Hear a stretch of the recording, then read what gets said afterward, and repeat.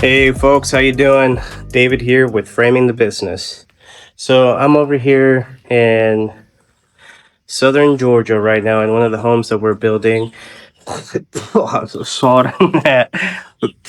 Anyways, hey, that's what you get for living down in the south.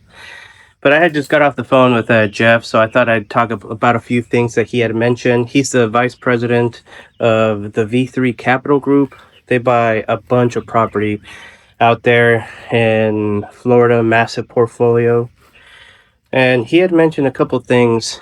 Um, I asked him about how he handles and manages just like a massive amount of information. He has like 10 people under him, and those people have like 10. And by the time you get to that, you have like 100 just messages blasting you. And he said his solution is Kyle. Just a guy that sorts through the messages and then passes it back up to him. So if you're at a high level, manager, vice president, CEO, whatever, like how do you mitigate and control just the influx of information? I know I had talked to Clint, and we keep everything on job tread, PMs, bookkeeping, clients. They all just message right there, so everything's just in one place. I'm not sponsored by them, but JobTread has been a pretty good website. It's been awesome, though. Organization. I feel like that has been the problem follow through.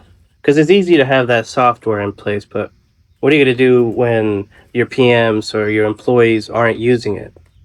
What are you going to do when you're still getting blasted by text messages and phone calls asking you to make a decision or giving you information on something that occurred at the job site that you weren't planning? You know what I mean? Coffee break. But I believe that AI can really help us with that. Right now, Claude Code, I make it connect to my emails, all my emails. I can connect it to JobTread, my Google Calendar, and just um, summarize everything that's been going on. Me myself, at the moment, I'm helping out by just managing two projects: this house that you see, and a golf course remodel. But what do you do when you have five? Or I don't know how many. They say that elite people can manage like 10, but I don't see how that's possible. Somewhat.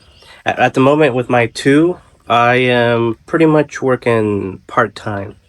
As you can see, I have the freedom to just record these videos.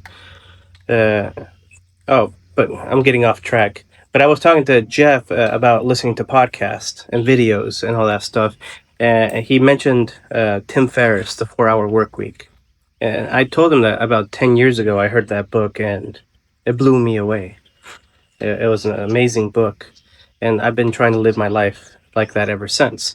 But what about you? Like, are you working 40, 50 hours a week, 60, 70, just to make a couple bucks and then go home and be tired? I don't believe that's right.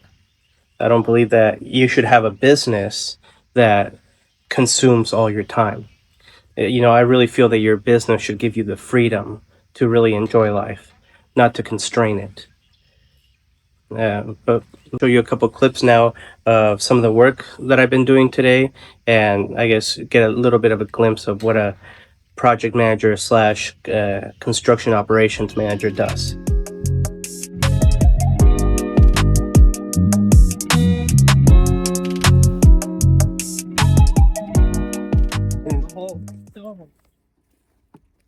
What do you think about this, Timothy? It's no good. No bueno. No bueno.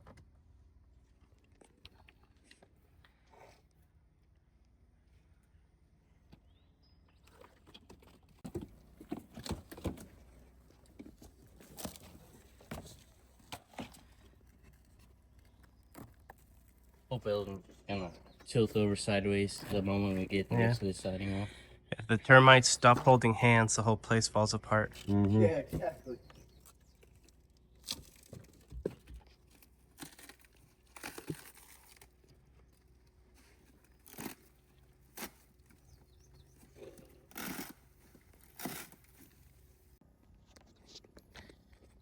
So in a situation like that, what do? You know, that was out of scope. The work is a lot more than what we had initially agreed. Well, you would talk to the stakeholders, let the owners know the extent of the damage of what you found, provide evidence, send them videos, show proof, and make a change order. You know, it might be an extra $10,000 or so in order to bring that back up to standards. But, you know, it just sometimes has to be done. You're going to have those difficult conversations that maybe you don't want to have, because that thing is being held by hopes and dreams. And I don't want that liability on me or my company. So, what we have to do is just have these conversations. Just talk to people, let them know what you found, what's wrong. Don't try to cut corners or nothing like that, because nothing good is going to come out of it.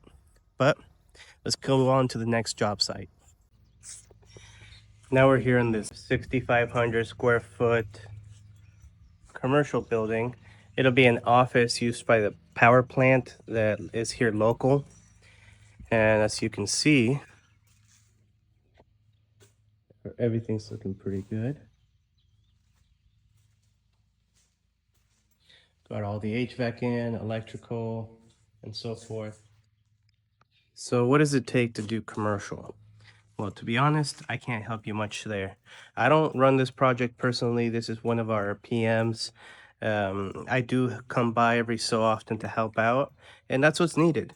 Especially if you're, you know, between $2 to $8 million of revenue every year, you probably don't have a massive team, and everybody's going to be wearing many hats, and that's what's needed. You're gonna need to, you know, help out a little bit here and there just to make sure that there's no mistakes, you can catch anything early on, and why not be a team player? It makes for a good company, it makes for good business practice, good environment as well. Um, so that's my suggestion. I know that a lot of people out there, everyone's like, "Ooh, I'm on my own," or "It's their job," or "It's their job." They like to point fingers, but if you're pointing fingers, you're never gonna get down to the root cause of what's going on. You're never gonna be able to truly analyze your business, or if you're having many mistakes, you know, callbacks that are, you know, like if you have to come back here and fix this, how many thousands of dollars is it going to be? But good teamwork, good practice, good safety, all that stuff goes into helping out. Beautiful day out here in southern Georgia.